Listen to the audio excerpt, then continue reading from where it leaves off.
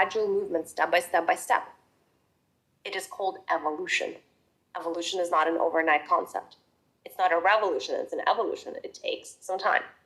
So, a lot of people are turning vegan and vegetarian. More so now than ever in the history of humanity. And if you needed any proof, you would look at your grocery stores and you would see just how many meat substitutes there are.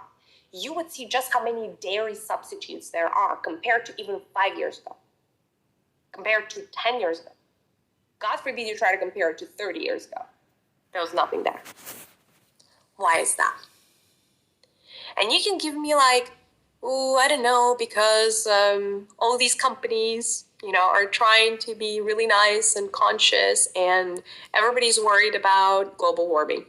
No, big companies are not necessarily worried about global warming, I hate to say. There's a lot of lip service going on. But in business, always, if there is demand, there is supply.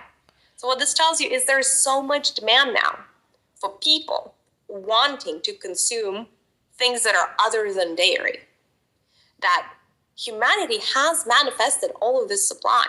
And not only that, a lot of people who are waking up are feeling the density of the foods that are traditionally, like what our ancestors consumed. And that no longer serves their body.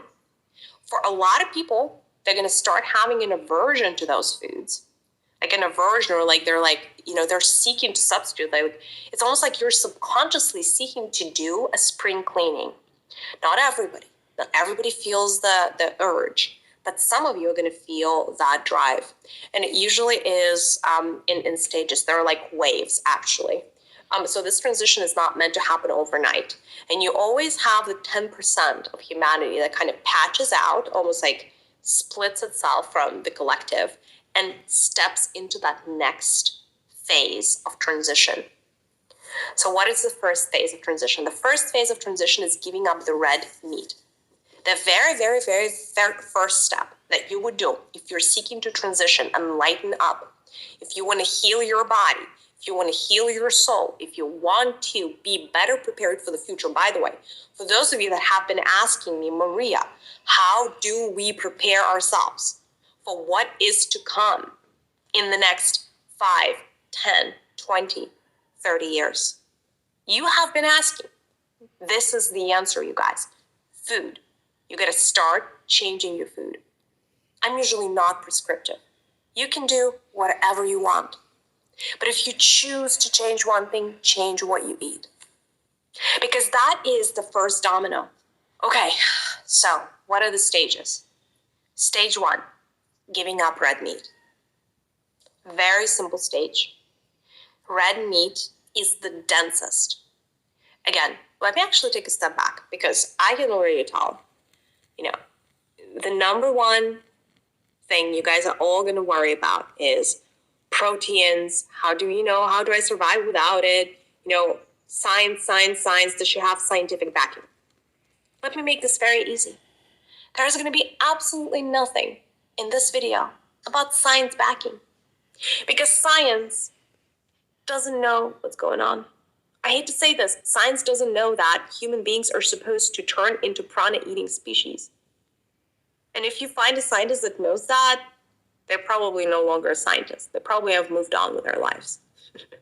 And again, I have tremendous respect for science. I really do.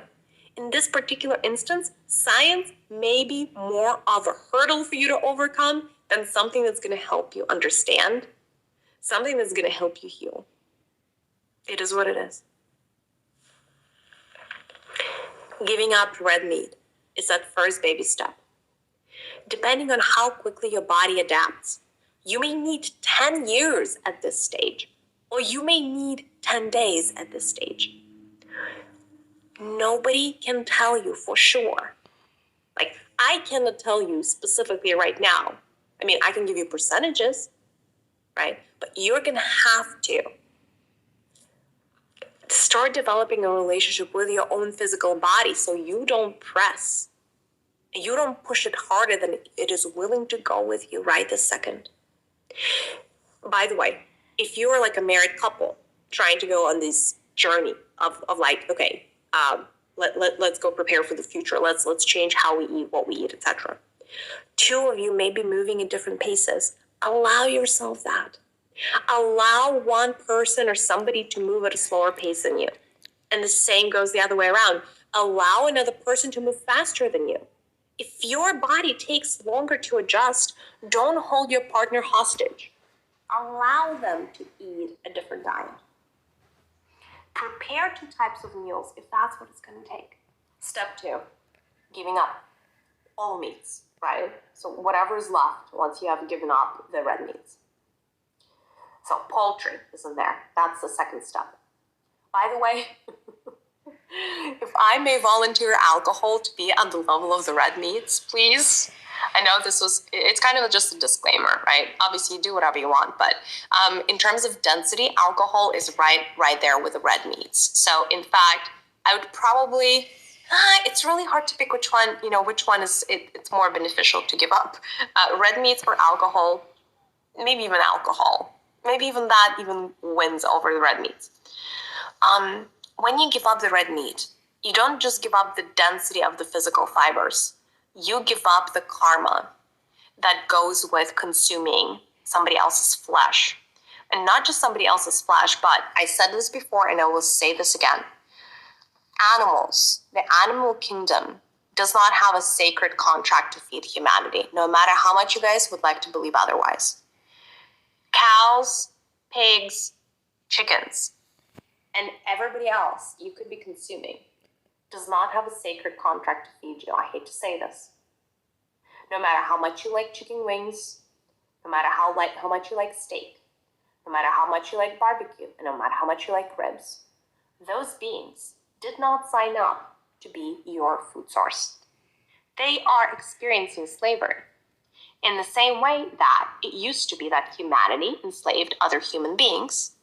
And thankfully, you all arrived eventually at an understanding that that is just not okay.